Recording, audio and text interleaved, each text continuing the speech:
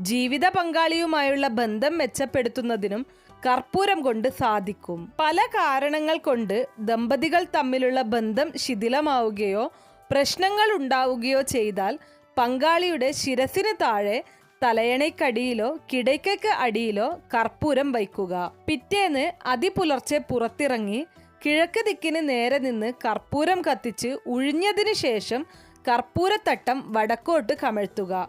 ദാമ്പത്യ പ്രശ്നങ്ങൾ അവസാനിക്കുന്നത് നിങ്ങൾക്ക് കാണാനായിട്ട് സാധിക്കും. അതുപോലെ തന്നെ വീടിനുള്ള കലഹങ്ങൾ അകറ്റി സന്തോഷവും സമാധാനവും ഉണ്ടാകാൻ കർപ്പൂര ആരതി നടത്തുന്നത് നല്ലതാണ്. എല്ലാ ദിവസവും രാവിലെയും വൈകുന്നേരവും വീട്ടിലെ പൂജാമുറിയിൽ കർപ്പൂരം നെയ്യിൽ മുക്കി കത്തിച്ച് ആരതി ഒഴിയുക. തുടർന്ന് വീടിനുള്ളിലെ എല്ലാ ഭാഗത്തും കർപ്പൂരത്തട്ടവുമായി പോയി അതിന്റെ പ്രഭാവം പരക്കാൻ അനുവദിക്കുക. നെഗറ്റീവ് എനർജിയെ ഇല്ലാതാക്കി പോസിറ്റീവായ അന്തരീക്ഷം ഒരുക്കാൻ ഇതുവഴി സാധിക്കും.